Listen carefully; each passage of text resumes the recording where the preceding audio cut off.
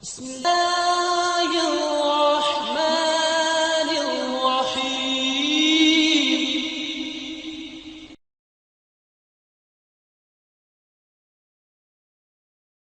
الحمد للہ وکفی بعبادہ الذین اصطفی۔ ہمارے نبی محترم ہمارے نبی محترم صلی اللہ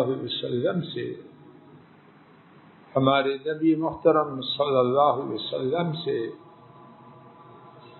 سوالات کیے جاتے اور آپ صلی اللہ علیہ وسلم ایسے عظیم الشان جوابات دیتے کہ سمندروں کو کوزے میں بند کر دیتے۔ آئیے انتہائی اختصار سے ایسے ہی ایک سوال کا جواب اپنے لیے اور اپنے پیاروں کے لیے تحفہ نبوی کی طرح اللہ کی توفیق سے لے کے جائے۔ امام ترمذی رحمہ اللہ نے حضرت عقبہ بن عامر رضی اللہ عنہ سے روایت کیا کہ نبی کریم صلی اللہ علیہ وسلم سے سوال کیا گیا، من نجات کیسے ہے؟ کتنا بڑا سوال ہے، ساری دنیا کا نچوڑ اور خلاصہ ہے۔ نجات کیسے ہے؟ حضرت صلی اللہ علیہ وسلم نے ایک سطری 3 باتوں پر مشتمل جواب دیا۔ ارشاد فرمایا، پہلی بات 1 2 3 میری طرف سے، ترجمہ نہیں تشریح ہے۔ پہلی بات یہ فرمائی، املک علیک لسانک، اپنی زبان کو قابو میں رکھ۔ 3 نہیں، اگر صرف ایک بات مجھ میں آپ میں اور معاشرے میں آ جائے، خیر کا انقلاب آئے کہ نہ آئے، گھروں کے کتنے جھگڑے، اس کا سبب یہ زبان گوشت کا لوتھڑا ہے۔ عدالتیں، تھانے اس زبان کی تباہ کاریوں سے لبریز ہے کہ نہیں؟ اور یہ بات تو دنیا کی ہے، کتنے ہی لوگ نبی کریم صلی اللہ علیہ وسلم کی خبر کے مطابق چہروں کے بل اپنی زبان کے نتائج کی وجہ سے ہو۔ تو فرمایا، پہلی بات اپنی زبان کو قابو رکھ۔ اور کتنے ہی مواقع پر اگر اللہ مجھے آپ کو توفیق دے، اس بات کا مشاہدہ کیا جاتا ہے کہ کتنے ہی موقعوں پر نہ بولنے سے زیادہ مفید ہوتا۔ اگر بولتے تو بیڑا غرق ہوتا۔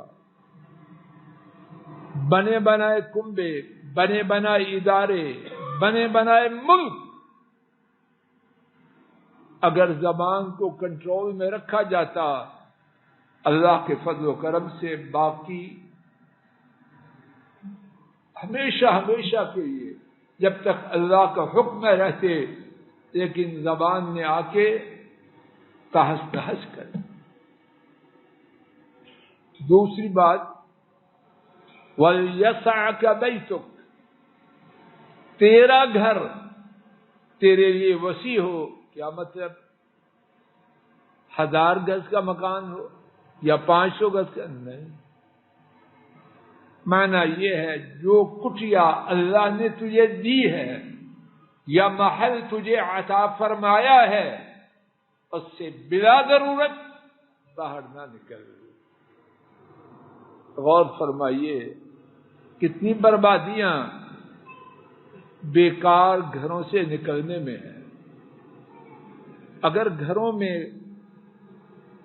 ٹکا جائے، بیکار نہ نکلا جائے، کتنے اخراجات ان کا نام و نشان مٹ جائے، کتنی برائیاں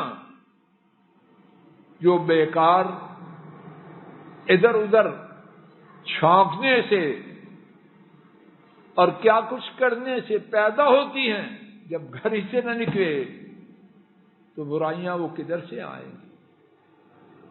لیکن جب ضرورت ہو معاش کی، اپنے کنبے کی خدمت کی، انسانیت کی خدمت کی، فرائض کی ادائیگی کی، پھر گھر بیٹھنے کی اجازت نہیں۔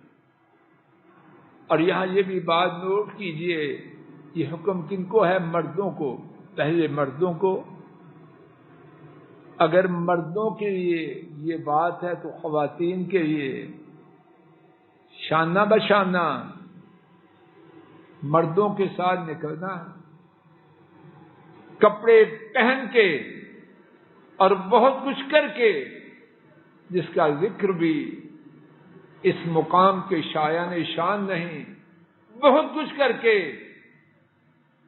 سر شام مرکز میں سیر سپاٹے کے لیے جانا ہے، دیکھنے اور دکھانے کے لیے۔ اگر اس فرمان نبوی پر مرد اور خواتین عمل کریں، امت کتنی مصیبتوں سے نجات پا جائے۔ تیسری اور آخری بات، نجات کے پانے کے لیے اس حدیث پاک میں وَابْكِ عَلَىٰ خَطِيئَتِكَ، اپنے گناہوں پر آنسو بہا۔ لا الہ الا اللہ۔ میری آپ کی ہر بیماری، ہر پریشانی، ہر خسارہ، ہر نقصان کیوں ہے؟ میری آپ کی کرتوتوں کی وجہ سے۔ جب گناہوں پہ رونا آ جائے، سیاہکاریاں رہیں گی یا مٹ جائیں؟ اور جب گناہوں پہ روئے گا، یہ رونا آئندہ گناہوں سے بچنے میں مدد دے گا کہ نہ دے گا؟